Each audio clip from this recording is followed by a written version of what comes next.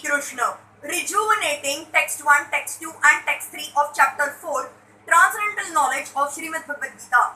Text 1, Shri Bhagavan Uvacha, Imam Vivasvate Yogam, Proktavan Aham Avyayam, Vivasvan Manave Praha, Manur Ikshvakave Abravit. The personality of Godhead, Lord Shri Krishna said, I instructed this imperishable science of yoga to the sun god Vivasvan, and Vivasvan instructed it to Manu, the father of mankind, and Manu in turn instructed it to Ikshvaku. Here we find the history of the Bhagavad Gita traced from a remote time when it was delivered to the royal order of all planets beginning from the sun planet. The kings of all planets are especially meant for the protection of the inhabitants, and therefore the royal order should understand the science of Bhagavad Gita in order to be able to rule the citizens and protect them from material bondage to lust. Human life is meant for cultivation of spiritual knowledge in eternal relationship with the Supreme Personality of Godhead, and the executive heads of all states and all planets are obliged to impart this lesson to the citizens by education, culture and devotion. In other words, the executive heads of all states are intended to spread the science of Krishna's consciousness so that the people may take advantage of this great science and pursue a successful path utilizing the opportunity of the human form of life. In this millennium, the sun god is known as Vivasvan, the king of the sun, which is the origin of all planets within the solar system. In the Brahma Samhita 5.52 it is stated, Yacha Chakshur Isa Savita Sakala Grahanam Raja Samasta Sura Murtir Ashesha Tejaha Yasya Jnanya Brahmati Sambruta Kala Chakro Govindam Adi Purusham Tama Aham Bhajami. Let me worship Lord Brahma, said the Supreme Personality of Godhead Govinda Krishna, who is the original person and under whose order the sun, which is the king of all planets, is assuming immense power and heat. The sun represents the eye of the Lord and traverses its orbit in obedience to his order. The sun is the king of the planets, and the sun god, at present of the name Vivasvan, rules the sun planet, which is controlling all other planets by supplying heat and light.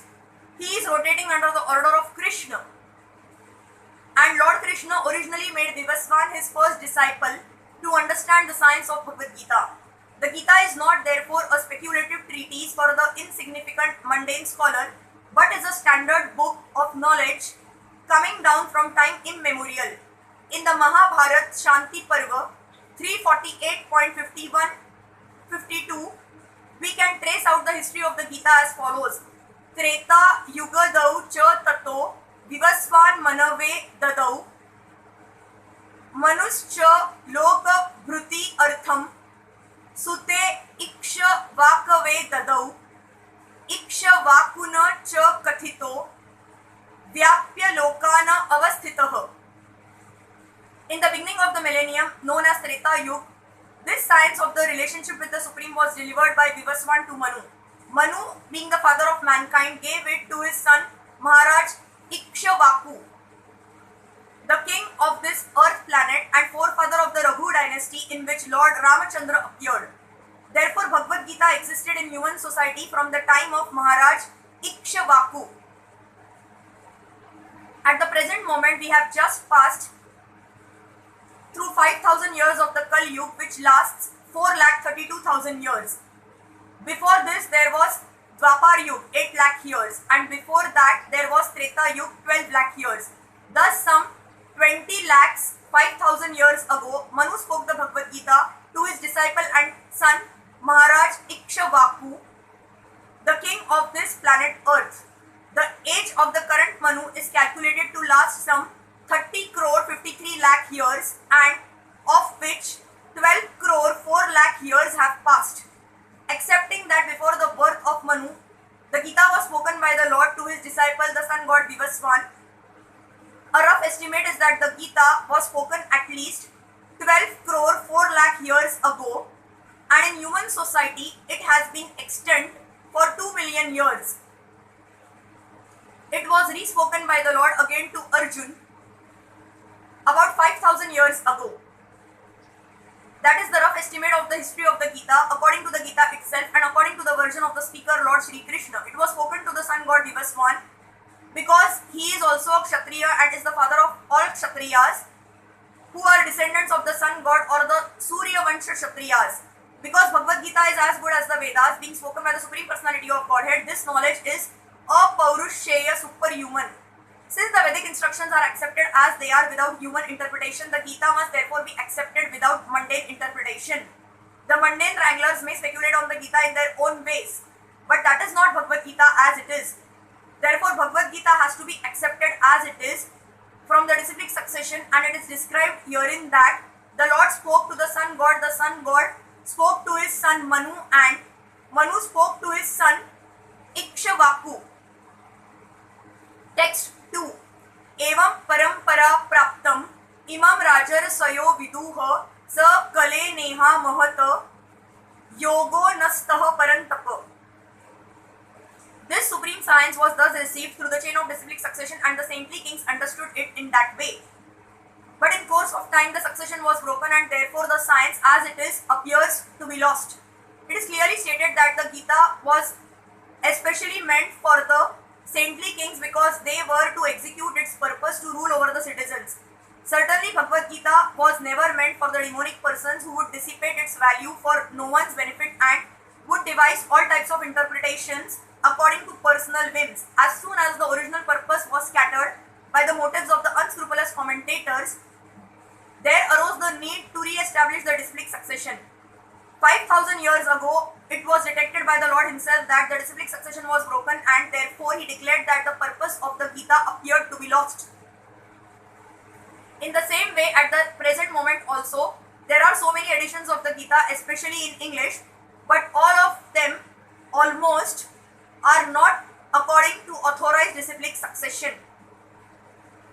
There are innumerable interpretations rendered by different mundane scholars, but almost all of them do not accept the Supreme Personality of Godhead, Krishna, although they make a good business on the words of Shri Krishna.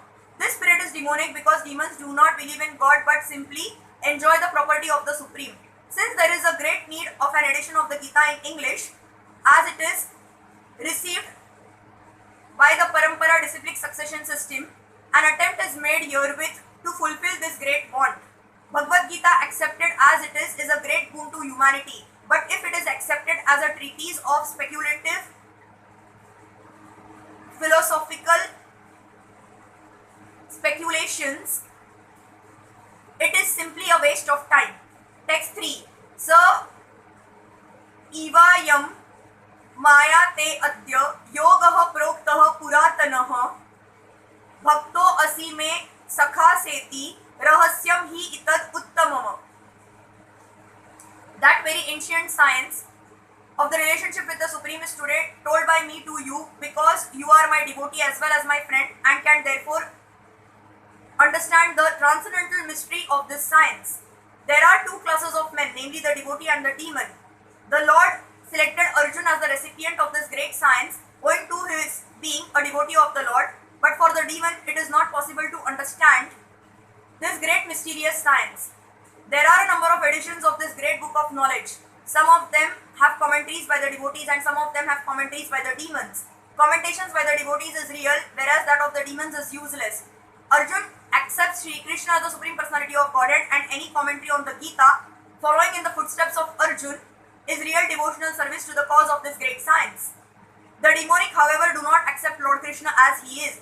Instead, they concoct something about Krishna and mislead general readers from the path of Krishna's instructions.